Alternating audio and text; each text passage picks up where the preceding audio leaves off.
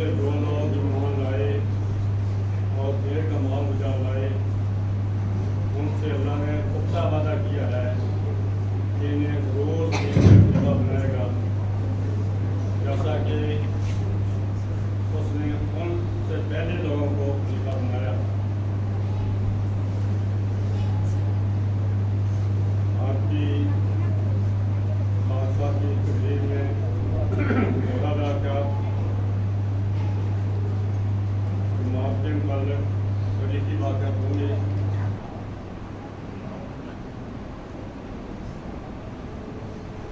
ये वाक़या ईमान अफरोज़ होने के साथ साथ आपकी मालूमात में इजाफा भी करेंगे और दिलचस्पी का भी बात करेंगे।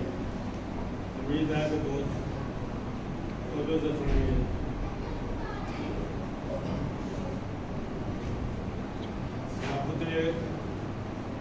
दूल्हा का जब इंतखाब होना था तो उस वक़्त 3 लोग ऐसे थे जो दिमाग में करता करता थे।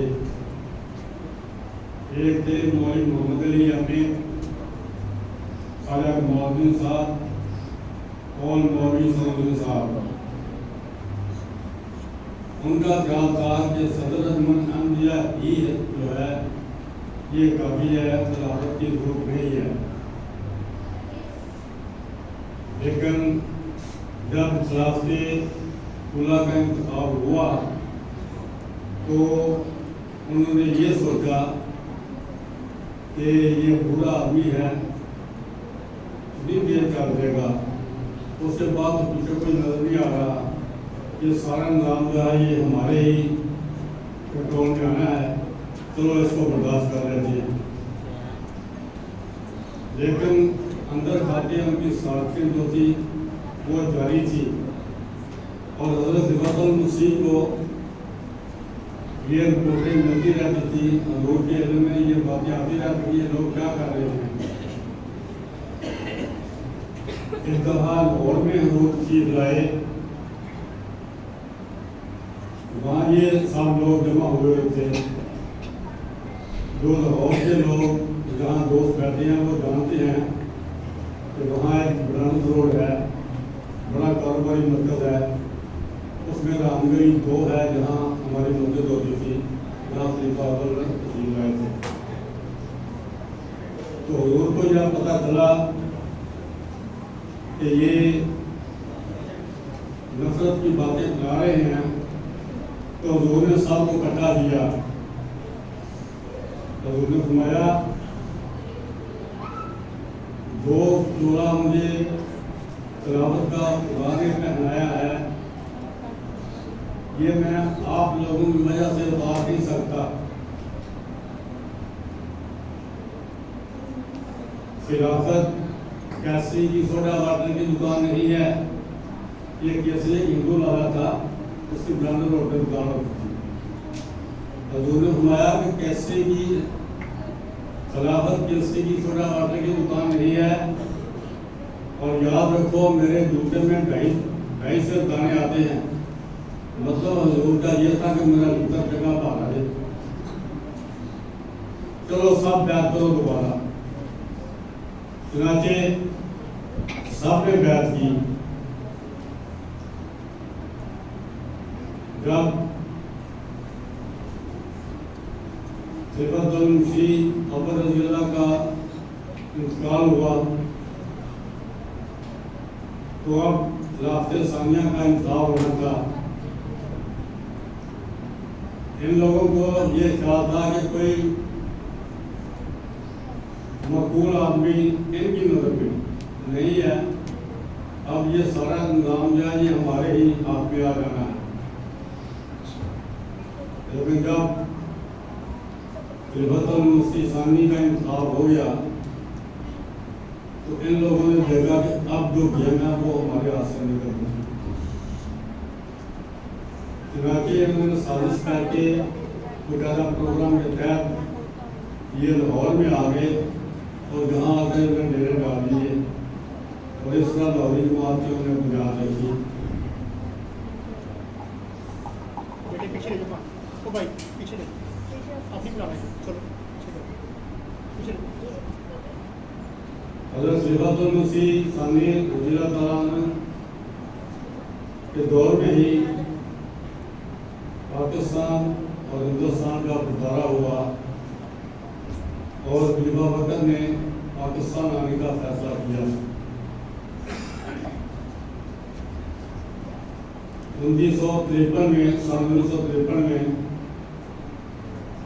मौलवियों की शरारत और हुकूमत की साथ से वसी पैमाने पर जमात के खिलाफ एल्जहम शुरू हो गई। पंजाब में उस वक्त हुकूमत नवाब मुमताज जो थाना हुआ करते थे उनकी थी। पूरे पाकिस्तान में जमात के अफराद को शहीद करना शुरू किया, हमारी जायदादों को आग लगानी शुरू कर दी और जगह जगह जुल्म और तशद्दुद शुरू कर दिया। हज़रत खलीफातुल मसीह का ये मामूल हुआ करता था कि हुज़ूर इशा की नमाज के बाद मस्जिद मुबारक में काफ़ी देर तक बैठे रहते थे। मुख्तलिफ जमातों की तरफ से जो इत्तलात आती थी अल्लाह से बाखबर होने के लिए। उस वक़्त टीवी तो होता ही नहीं था, रेडियो था, टेलीफोन भी कोई नहीं था, अलबत्ता टेलीग्राम सिलसिले को तार कहते हैं। नौजवान जो आजकल के शायद ये तो ना समझ सके, जो पुराने बुजुर्ग बैठे हैं वो जानते हैं तार के नाम। तो मुख्तलिफ शहरों से तारें आती थी, वो हुज़ूर की खिदमत में पेश की जाती थी हालात के बारे में। एक दिन इस तरह हुज़ूर तशरीफ ला थे, हालात का जायजा लेने के लिए बैठे थे कि ड्यूटी पे खुदाम खड़े थे। एक साधु ने आकर कहा, हुज़ूर एसपी साहब आए हैं और उनके साथ एक पुलिस की गार्ड है, तो वो आपसे मिलना चाहते हैं। दरअसल बताया कि ठीक है, उनको अंदर ले आओ। जब वो एसपी आया तो हुज़ूर ने कहा कि बैठ गया। उसने आकर कहा वारंट दिखाए हुज़ूर को, और ये बड़े अदब के साथ इंसानी के साथ ये अर्ज़ की कि मैं ये नाखुशगवार पूरा करने के लिए आया, मेरे पास आपके जो सवाल के बारे में है। हुज़ूर ने कहा बैठे। हुज़ूर ने कहा कि उनके चाय के वगैरह के इंतजाम करो। हुज़ूर अपने मामूल के मुताबिक मुख्तलिफ शहरों से जो इत्तलात आ रही थी वो सुन रहे थे, हदायत दे रहे थे कि यकदम हुज़ूर उसकी तरफ मुतवज्जो हो गए, पुलिस अफसर की तरफ। हुज़ूर ने बड़े जोश में फरमाया, देखो मैं तुम्हारे खुदा की गर्दन अपने खुदा के हाथ में देख रहा हूँ। मैं देख रहा हूँ कि मेरा खुदा मेरी तरफ दौड़ता हुआ आ रहा है, और मैं देख रहा हूँ कि हुकूमत के पांव तले से जमीन निकल गई। नारे तकबीर, नारे तकबीर, वाह अहमदियत, वाह अहमदियत, नारे तकबीर। इसी इस्लाम में अंदर से आके किसी ने इत्तला दी कि हुज़ूर जनरल आज़म खान ने मुल्क में मार्शल लॉ लगा दी, और इसके साथ उसने ऑर्डर किया है कि मौजूदा हुकूमत के जितने अहकामात हैं वो सब कैंसिल कर दिए गए। इसी हुक्म पर कोई अमल नहीं होगा। जब वो असल ने सुना तो उसके पास वायरस थी, बाहर आया, उसने आका वायरस रब्ता किया जाकर हाजत की, अल्लाह अकबर आ गया। ये उस वक्त पंजाब में हुकूमत नवाब सुल्ताना की थी और मरकज में एक वज़ीर-ए-आज़म होते थे आई चंद्रीगढ़, इब्राहिम इस्माइल चंद्रीगढ़। कराची के दोस्त जो जहाँ बैठे हैं वो जानते हैं कि आज भी वहाँ एक रोड है जो चंद्रीगढ़ रोड के नाम से मशहूर है। और ये वही जनरल है, लाहौर के लोग जानते हैं कि लाहौर में कपड़े की बहुत बड़ी मार्केट है, आजम मार्केट। ये मार्केट भी उसी जनरलों के नाम पर बनी है।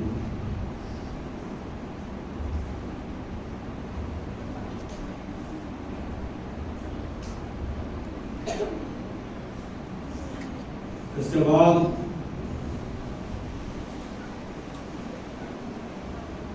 सन खिलाफते सालसा का दौर शुरू होता है। सन 1974 में फिर जुल्फ़िकार भुट्टो में की हुकूमत में 11 साल बाद करके मौलवियों ने मुल्क में बड़े वसी पैमाने पर जमात अहमदिया के साथ खिलाफ निकाला। हमारे घरों को जलाया गया, मस्जिदों को जलाया गया, हमारे लोगों को शहीद किया गया। बड़ी बेदर्दी के साथ ऐसे वाक़या रूबरू हुए कि जो सुने नहीं जा सकते।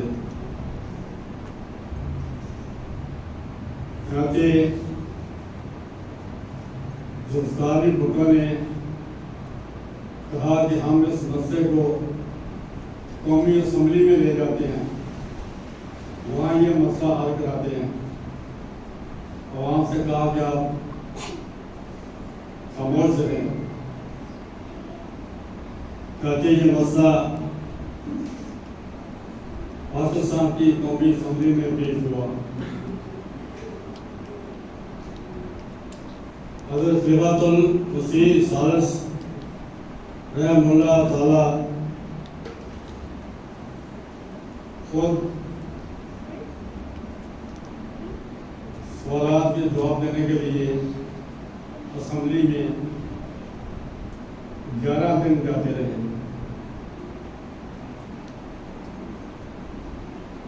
अगर ये सारी असम्बली जो थी उनमें एक भी मेंबर उस वक्त अहम ही नहीं था। सेनेट में अलबत्ता हमारे एक मेंबर थे सियालकोट के मौलवी ज़ुहरुद्दीन,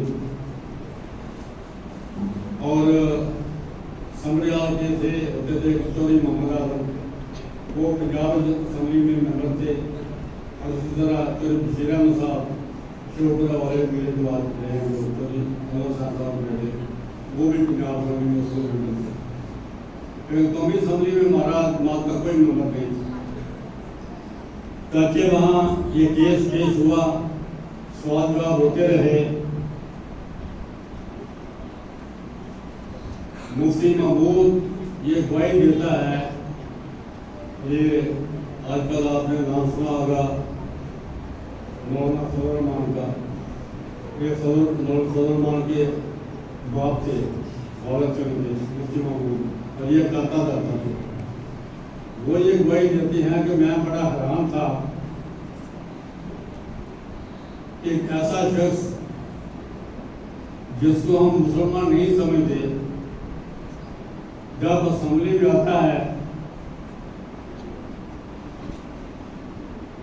तो क्यों असम्बली मेंबरान उसके एहतराम में खड़े हो जाते हैं। ये खिलाफत की शान थी और ये खुदा ताला की तकदीर का जिंदा सबूत था।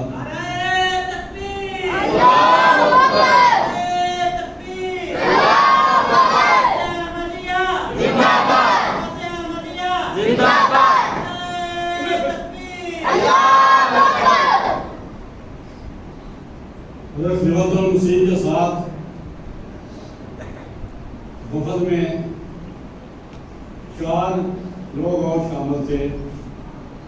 उनमें खलीफतुल मसीह राबी रहमतुल्लाह कज़ी मिर्ज़ा सादत तारवी साहब थे, एक मौलवी दोस्त साहब थे और एक अब्दुल अता साहब थे, मौलाना अब्दुल अता साहब, और एक मोहम्मद मदद साहब थे, फैसलाबाद वाले।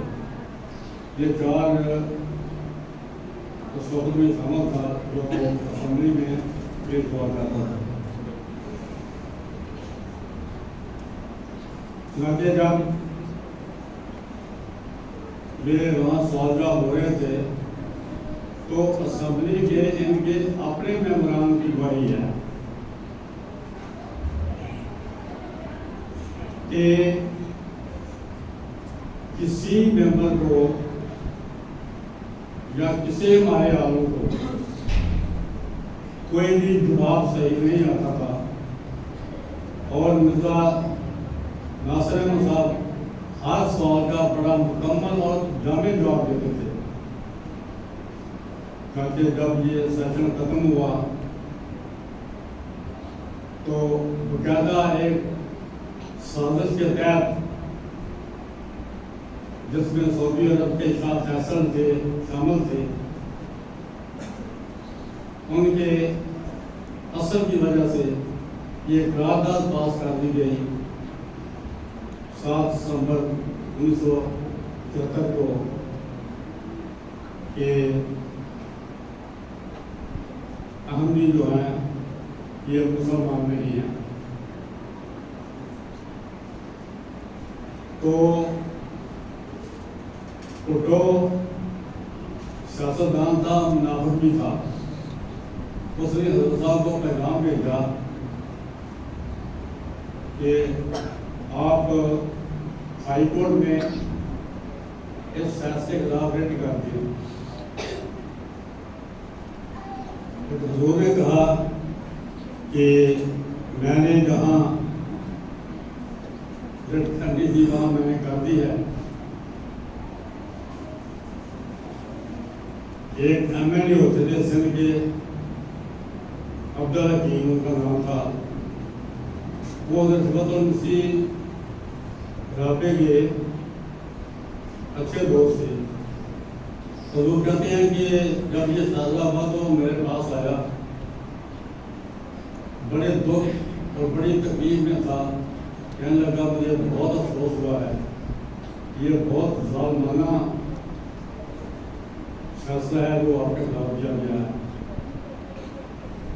हुजूर कहते हैं कि मैंने उसे कहा कि भुट्टो को जाकर मेरी तरफ से एक पैगाम दे दो, तुझे घबराने की कोई जरूरत नहीं है, क्योंकि तुझे बात मेरी तरफ से करनी है। और उसको ये कहो कि भुट्टो अक्सर कहता है कि मैं तारीख पर यकीन रखता हूँ, तारीख ये करेगी, तारीख ये बताएगी। जमात आमदिया भी एक तारीख रखती है और देखो जमात आमदिया की तारीख का कैसा फैसला आता है। चुनांचे तमाम दुनिया ने उसका अंजाम देखा। वो जो बड़े फख्र से कहा करता था मैंने 90 साल मसला हल किया है, खुदा ताला ने उसका ऐसा मसला हल कर दिया। एक बेटे को जहर देकर मार दिया गया, एक को कराची की सड़कों पर पुलिस ने गोलियों से छलनी कर दिया, बेटी को लियाकतबाग दिल्ली में गोलियों से उड़ा दिया गया और उसको तख्ता भुट्टो को तख्ता दाब में लटका दिया।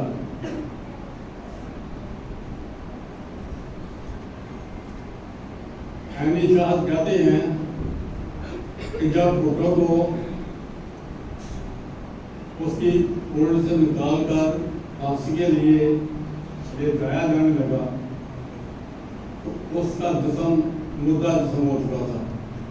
अपने पाँव पे सही तरह खड़ा भी नहीं हो सकता था। उसको स्ट्रेचर पे डाल के हम वहाँ लेके गए और फांसी के बाद कहते हैं कि उसको नंगा करके उसकी तस्वीरें ली गई, क्योंकि उसको जोर था कि ये मुसलमान ने किया। बीवी उसकी पागल होकर दुबई में मर गई। सारे खानदान का मसला हल हो गया, तो 90 साल मसला हो गया। तो ये खुदा ताला की शान है।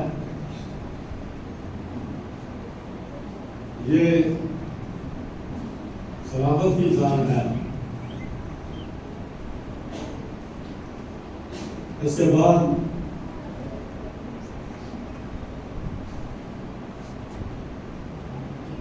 सलाफत रबिया का इंतजाम हुआ।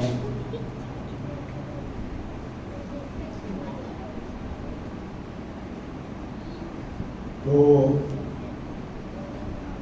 हुजूर सुनाते हैं कि हुजूर ने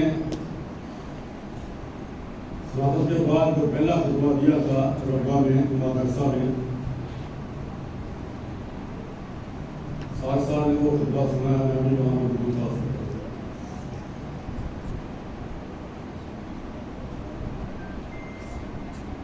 सलाफत की अजमत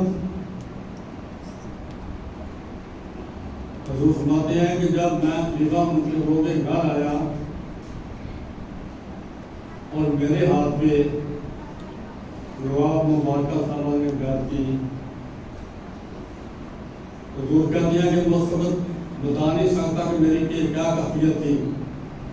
जब मैं देख रहा था कि कहाँ मुसीबत की घटी और कहाँ मेरे हाथ पे बैत। रिश्तेदार कितने मौजूद हों, कितने बड़े हों, सलाफत का मुकाम जो है वो हर अपना मुकाम होता है। हुजूर ने सन 1982 में जलसा सल्ताना पर जो तकरीर फरमाई वो अदल के मौजू पर थी। मेरे ख्याल में आपने शायद किसी दोस्त ने वो जलसा नाम देखा हो। मैं हमारा उस जलसे में मौजूद था। बहुत तवील तकरीर थी, हजूर की।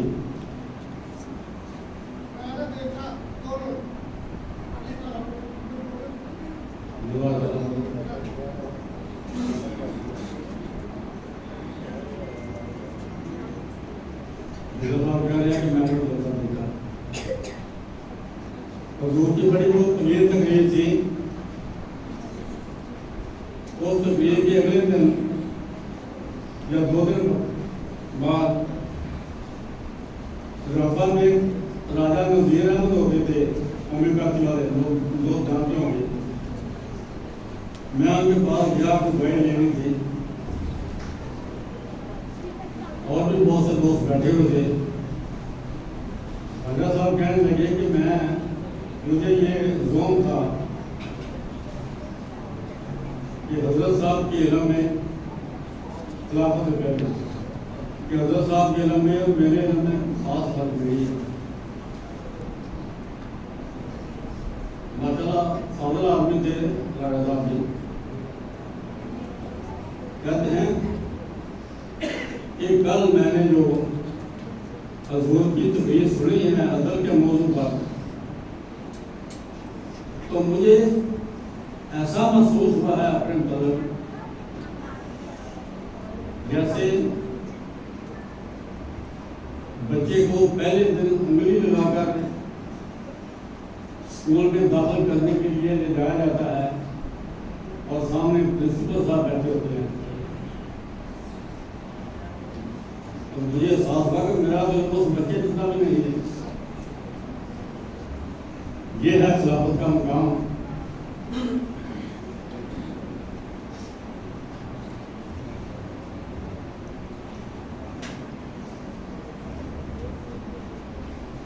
सुनते ये नवाब मुबारक बेगम साहब के बारे में एक दो जरूर कहना चाहता हूँ।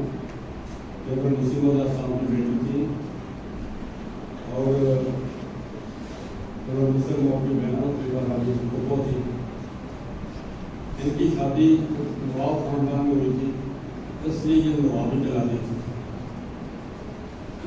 शायरी भी बहुत अच्छी करती थी, सूफियाना शायरी बहुत कमाल की। इनका मजमूआ गुलाम जो है वो बड़े अदम के नाम पे छपा है, जो दिलचस्पी आपने जरूर पढ़े।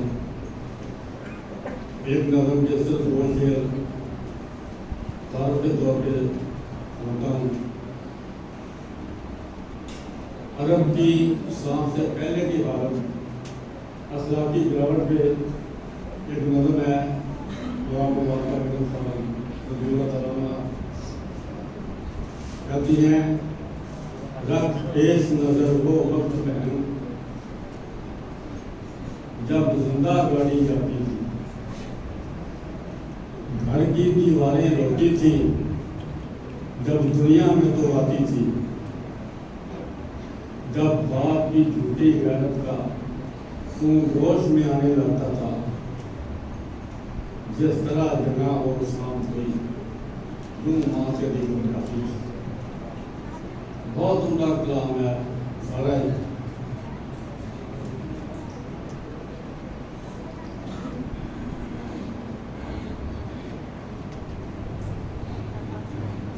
फोटो के हासिल पाने के बाद गिरवी साहब ने एक नज़म जैसा सियाना में पढ़ी, उसका एक शेर है, कहते हैं किसते हैं बेलासर वो एक दिन अपने ही सितम की चक्की में, अंजाम यही होता है आया सरानों का अमनों का।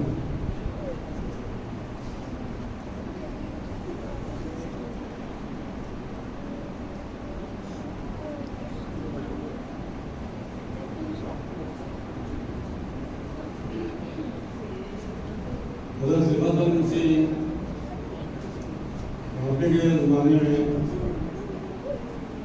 ज़ियार का नाम का ज़माना आजकल जाने हुआ, जिसमें हजूर को हिजरत करनी पड़ी, लंदन चले गए हजूर। हजूर ने ज़ियार को द्वार में देते हुए बात घुमाया, हजूर ने सपने घुमाया। जमात आम दिया तो खुदा ताला के फजल से एक वाली रखती है,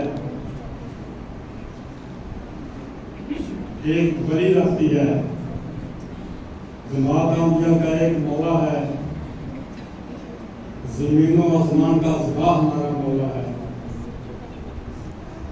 मैं तुम्हें बताता हूँ कि तुम्हारा कोई मौला नहीं।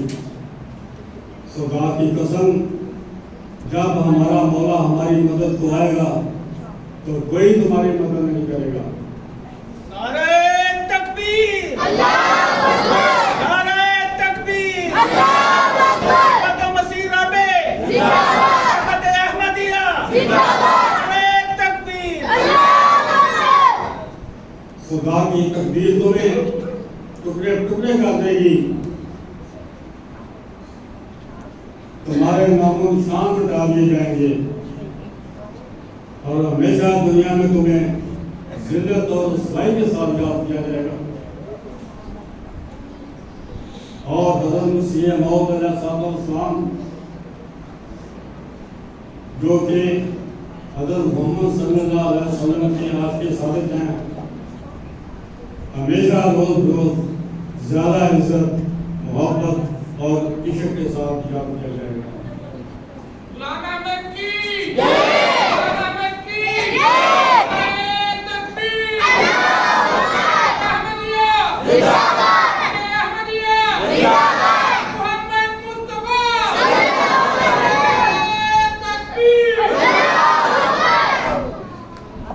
शरीरों पर पड़े उनके चढ़ाए, हाँ मारते बातों ने हमारे दर्द ये ऊंचे मंगारे।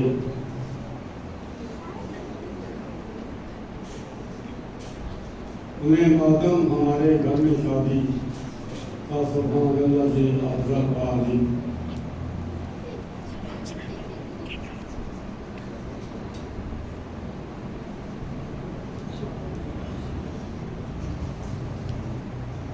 आखिर में सलावते खानसा के बारे में ये हुजूर का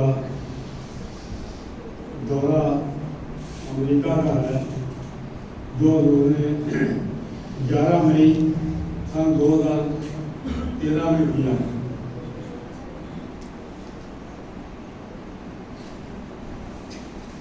जिन लोगों ने हुजूर के दौरे की वो मूवी देखी है वो जानते हैं कि किस शान का और कैसा जबरदस्त प्रोटोकॉल बारक ओबामा की हुकूमत में हुजूर को दिया। जिस सड़क पे हुजूर का काफिला बना होता था, जहां तक काफिला जाना होता था वो सड़क ब्लॉक कर दी जाती थी, कोई ट्रैफिक नहीं होती थी। काफिला जा रहा है, अगर रास्ते में कोई क्रॉसिंग सड़क आती है तो 5 किलोमीटर वो सड़क और 5 किलोमीटर वो सड़क ट्रैफिक बंद कर दी जाती थी। प्रोटोकॉल की गाड़ियां हजरत साहब की गाड़ी के साथ होती थी और इसके अलावा कमांडोज मोटरसाइकिलों पे अस्सा से लेस और ऊपर हेलीकॉप्टर। दुनिया के किसी बड़े से बड़े सदर को भी ऐसा प्रोटोकॉल नहीं मिलता जैसे खलीफा वक्त को मिला। सच्चे जब ये काफिला जा रहा था, ऊपर हेलीकॉप्टर था और साथ प्रोटोकॉल की गाड़ियां थी, तो ये वो शौकत और दिल फरेब नजारा चश्मे फर्ज में देखा। एक तरफ ये नजारा चश्मे फर्ज में देखा और एक तरफ खुदा ताला की फेली शहादत ऐलान कर रही थी, इन्नी माँ का या मशहूर, इन्नी माँ का या मशहूर, इन्नी माँ का या मशहूर।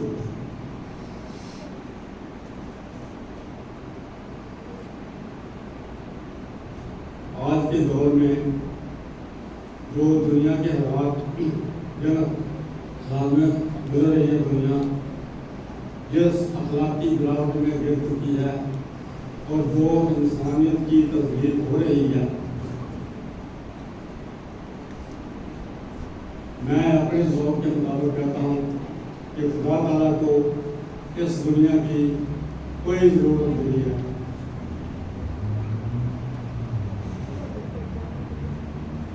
तो मैं ये भी कहना चाहूँगा, अगर कोई कम दर मौलवी मुझ पर कुफर का फतवा ना लगा दे तो मैं बिला झिझक